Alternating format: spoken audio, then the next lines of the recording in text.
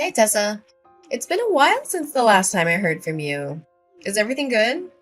I'm so sorry I didn't have time to text and call you as often as I used to.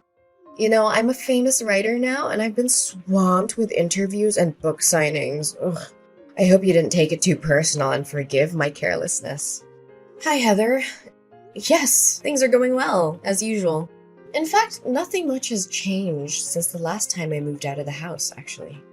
I'm surprised you brought that up. Are you still holding a grudge against me for marrying your ex-husband? It's been years, sis. You should be able to forgive me by now. We're family after all. I wish it were that easy. Losing my husband and getting kicked out of my house in one day was a lot to handle.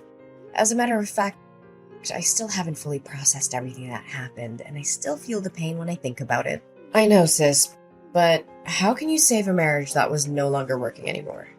George already told you that his feelings for you had faded over time, and I was the only one who had a spot in his heart. Surely he made this clear before you guys got divorced, correct? I know you're still beating yourself up for losing such a well-off man like George, but it's about time you move on and face the reality, Tessa. I never cared about his money. What I cared about was the betrayal. I was deeply hurt when I found out that he cheated on me with you. The sight of you two together in my bedroom was a knife to my heart. I felt betrayed and humiliated. Come on, sis. Don't act like I'm the one who's at fault here. I mean, your husband was the one who hit on me first. What was I supposed to do? Even if that were the case, you could have easily said no. But instead you chose to betray your own sister. My husband wasn't innocent, but I don't think you were either. In fact, I still blame myself sometimes for ignoring the red flags that kept telling me you were seducing my husband. Honey, I wouldn't call it a betrayal. Didn't you hear what he said before the day you got divorced? He told you that he had lost all of his interest in you a long time ago. But he didn't want to hurt your feelings. Many times he came to me for comfort and advice, and we grew closer and closer just like that. George was unhappy for quite a long time, and he just finally found the courage to leave. Enough! I'm not really feeling up to talking about that at the moment. Can we just change the subject of our conversation? Yeah, sure. So, what have you been doing for a living, Tessa? Still trying to make it as a full-time freelance artist? I already told you a million times, your paintings suck.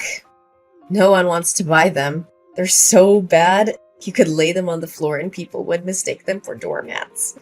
Don't be so harsh on me, Heather. I know my paintings aren't everyone's cup of tea, but I believe that art should be a reflection of the artist's heart and soul. I could draw something easier for the audience to approach, but that would be a betrayal of my own artistic vision. I'm not going to compromise my art just to make it more marketable.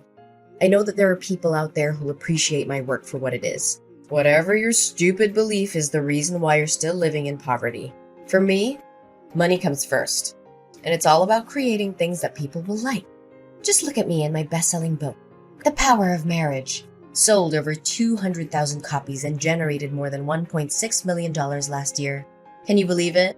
Oh, and have you heard about my book, A Match Made in Success? It's a memoir about my marriage to George.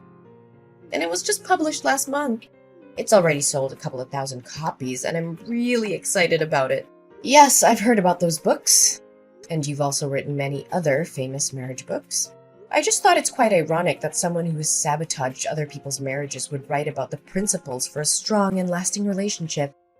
Hey, are you referring to me, Tessa? I can see that you're still struggling to conceal your jealousy of my successful and wealthy life. It must be hard to see someone like me living the good life while you're stuck in your destitute existence. I guess it must be tough raising Gabriella all by yourself, huh? At least George still gives you some pity money every month to keep you and Gabriella from the verge of hunger. So, you're finally showing your true colors, huh? Well, let me tell you something. I know exactly how hard I had to sacrifice for you to get where you are today. I gave up my dreams, my relationships, and my sanity, all so that you could achieve yours. Oh, not again. When our father passed away and our mother left us, I was the one who stepped up to take care of you. I worked 2 or 3 jobs at a time to make sure that you had everything you needed to succeed in school. I even had to drop out of college myself, but I didn't care. All I wanted was to make sure that you had the best possible chance in life. And what did you do? You repaid my sacrifice by stepping into my marriage with George and destroying it. Oh, for the love of God! Would you please stop giving me that lecture? I'm so sick of hearing it. I don't owe you my entire life for something you did for me 10 years ago.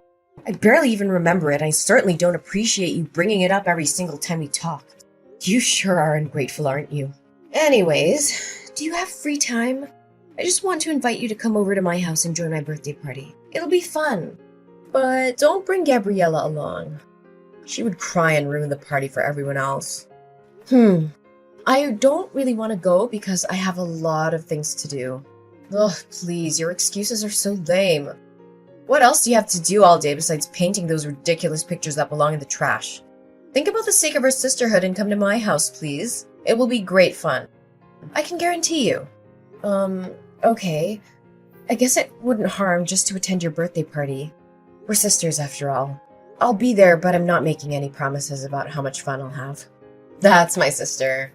So I'll see you at 8 o'clock in the evening at my house, right? Don't forget about it. What was your intention of inviting me to your dinner party last night? You treated me like my presence wasn't even important. You called me your housekeeper and made me slave away for you and your guests. What was that all about? I'm not sure if you were trying to be funny or if you were just being mean, but either way, it was really hurtful. Tessa, really, could you think rationally for just a little bit? How can I call you my sister when you're so impoverished? I mean, judging by the way you dressed yesterday, I can only guess those outdated garments were bought at a thrift store or a garage sale. It's embarrassing to be seen with you in public. You don't even deserve to be my housekeeper. What? How can you say that about your own sister? Are appearance and money truly that important? What else could be more important? I mean, look at how my friends dress and look. They're all from wealthy families, have high social status, or are celebrities. If I claimed you as my sister, they'd laugh at me in my face and then shun me. You wouldn't want that to happen to your own sister, would you? But why didn't you give me a heads up? Instead, you made me a laughingstock in front of your friends. Well, it's not like you would find anything more decent to wear even if I told you about my friends in advance. But thanks for coming anyway. You were very helpful at cleaning after the party.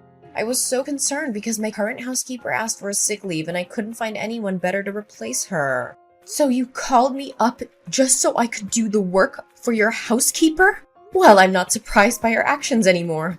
After all, you've already stolen my husband and belittled my chosen profession. What else couldn't you possibly do to hurt me?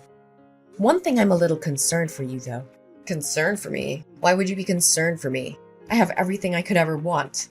I'm at the top of my career, I own your former house and your wealthy ex-husband, and I'm living the best life imaginable. What could possibly be wrong?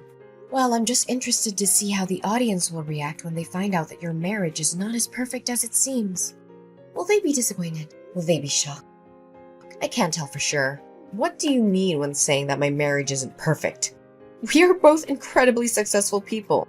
I'm a world-renowned writer, and George is a household name who earns over $500,000 per year. What could possibly go wrong with my marriage? Well, I'm not trying to be nosy, but I found out yesterday that you and George are sleeping in separate rooms. I don't have to be a psychologist to know that sleeping apart can be a sign of troubled marriage, or even a marriage that's on the verge of dying. Am I correct about that? What? How dare you break into my room without my permission? I'm sure you were looking for something to take from my house. What? I may have some financial problems, but I'm certainly not a thief. You were the one who told me to clean the entire house before the guests arrived, remember? I only did what you asked me to do. Oh yeah, I told you that. But it's understandable that every marriage has its ups and downs. My marriage with George is no exception. We've had a few arguments lately and we're not talking to each other right now. But that doesn't mean our marriage is on the verge of dying, like you said. The condition of the master bedroom is a clear indication that it hasn't been used in a long time.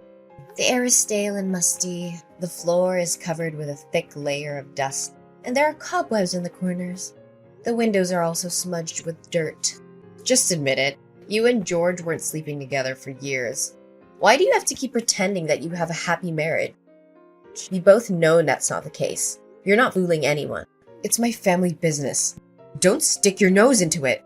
I'm sure your audience will be devastated to learn that the power couple, an impeccable marriage they look up to, is nothing but a complete sham. I'm sure the press will be thrilled after I reveal to them this hot topic. You! How dare you threaten me like that? No, I mean, Tessa, why should you ever rat out your own sister? Really? I've made a great fortune and achieved fame from selling those books. If anyone ever finds out the truth about my marriage with George, my reputation will be ruined and I'll be ruined with it too. I'm begging you, Tessa, please don't tell anyone about this. Just a few minutes ago, you were raising your voice at me, calling me your housekeeper, and belittling me for my financial status. What's the reason for your sudden change in your behavior? Well, Tessa, you know I didn't mean what I say. In fact, you already knew that I'm a person who always speaks without thinking about the consequences of my words. Please, Tessa, just forgive me this one time. I'll swear I'll treat you better the next time we meet. You have my word. I don't know, Heather. You've done me wrong over and over again. I don't know if I can still put my trust in you after all of this. I know I messed up, and I'm so sorry for what I did. I know that it doesn't make it right, but I hope you can forgive me. You know that you're the only one I can count on. Other than you, I have no one else. Please, Tessa, spare me this time. Okay, I let you go this time, but I'm warning you, if you do this to me again, I'm done. I can't keep forgiving you for breaking my trust. Thank you, Tessa. I know that you're my dearest sister in the world, and you would never do anything to harm me. Tessa, are you there? I have something very important to talk to you about. Yeah, I'm here. What's up? I have something to ask you. It may sound a little strange, but just hear me out, okay? Sure, go ahead. I'll try to help you the best I could. Listen, can you let me borrow your daughter, Gabriella, for some time? The situation is urgent, and you can't say no to me. What? Borrow Gabriella? What do you need my daughter for? In fact, what are you even thinking? I know this is a lot to process all at once, but I had no other choice. Press has been hounding me with questions about my child with George. They've been asking when we're going to have a child, why we haven't had a child after 4 years of marriage, and even if I'm infertile. I've been bombarded with so many questions, and I finally felt like I had to defend myself. I had to tell them that we already have a child, but we've chosen to keep her out of the public eye. So now you want Gabriella to pretend to be your own child? That's only gonna worsen the situation. You can't cover one lie with more lies. You know that. But what could I do in that circumstance? Tell them that my marriage with George isn't fulfilled and happy as it looks on the surface? If the press found out about it, my life would be a complete disaster. I've worked so hard for my career. I've built everything I have from the ground up. The fame, the money, the spotlight, everything I own would dissipate in just a blink of an eye. How can I live with that? I don't know, Heather, but this is just too much. Gabriella is my daughter, and I love her more than anything in the world. I just can't hand her over to you like a merch. Oh, sister, don't make it sound so complicated. I'm just gonna borrow Gabriella for the press release of my upcoming book.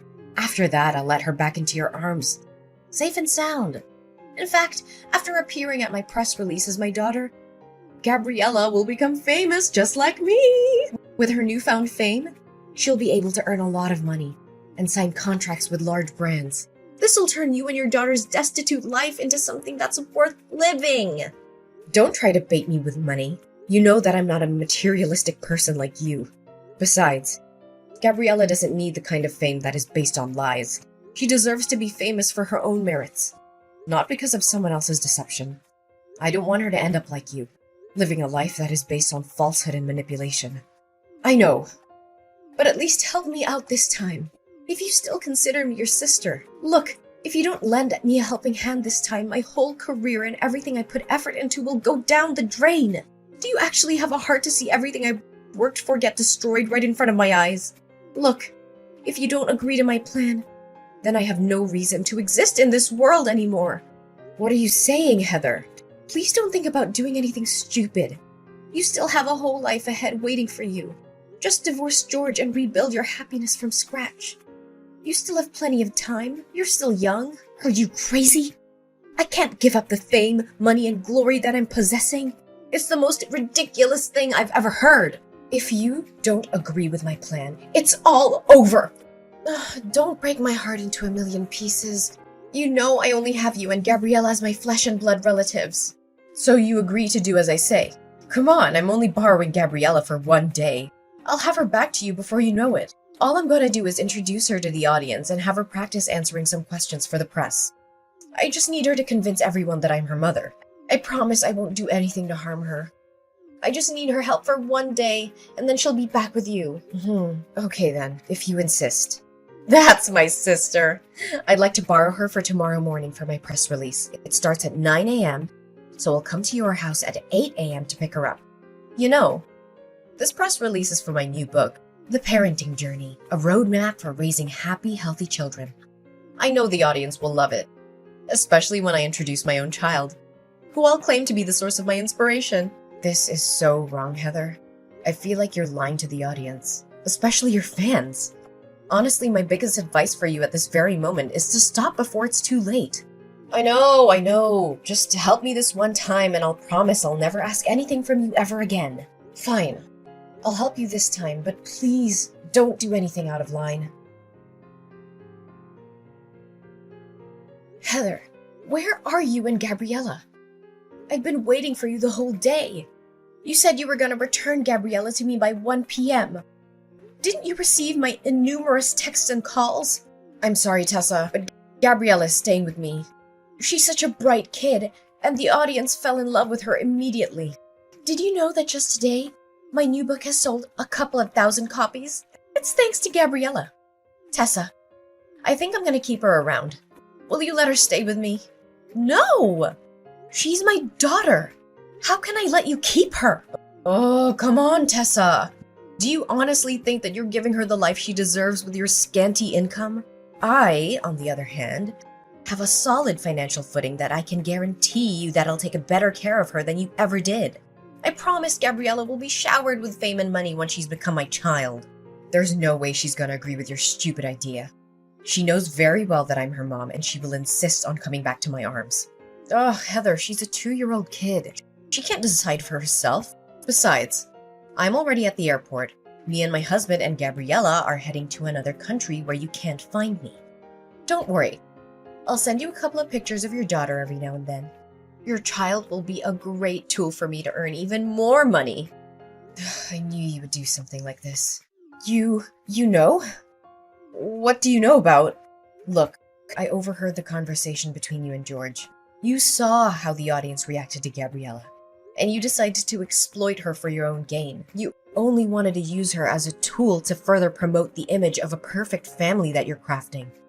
Do any of my words sound wrong to you? What? So you already found out about my plan? Why did you let me carry on with it anyway? Well, I just want the world to know your other side of personality, and what's better than catching you red-handed. By the way, me and the paparazzi are after you. We were tailing you all the way from your house to the airport. You're not gonna get away so easily. And what's happening between us is being broadcasted live. Guess you're making $1 million worth show, just as you always wanted. What? Where are you? Show yourself now. I don't have time to play the game of cat and mouse with you. Well, take a look behind your back and find out. Heather was shocked when she saw me in a crowd of paparazzi chasing after her, demanding answers. Everyone now knew the truth about her so-called happy and successful family. It was all a lie, a carefully crafted facade to make money. In reality, Heather and her husband George hadn't spoken to each other in years. She'd found out he'd been cheating on her with another woman, and she had been too humiliated to tell anyone. Now, the truth was out, and Heather was facing the consequences. Her books were being boycotted, her reputation was in ruins, and she was being sentenced to 3 years in prison for kidnapping. The prospect of my sister being able to write again seems daunting, and it may take a considerable amount of time. Additionally, I am uncertain if anyone will ever believe what she says again after what happened. Finally, Gabriella got back into my arms again. My precious girl is the angelic light that guided me even during my darkest days. She's my reason for living, and every picture that I paint reflects the immense and inseparable love between us. As my daughter Gabriella became famous, my paintings also gained more recognition. The audience finally understood the deep meaning behind my paintings, which depict the special bond between a mother and child. Eventually, I was able to open my own painting gallery. With the proceeds of the sale of my paintings, which amounted to almost $100,000, I donated half the money to charities that provide financial assistance to single mothers. I hope to uplift their lives in the same way that mine had been uplifted.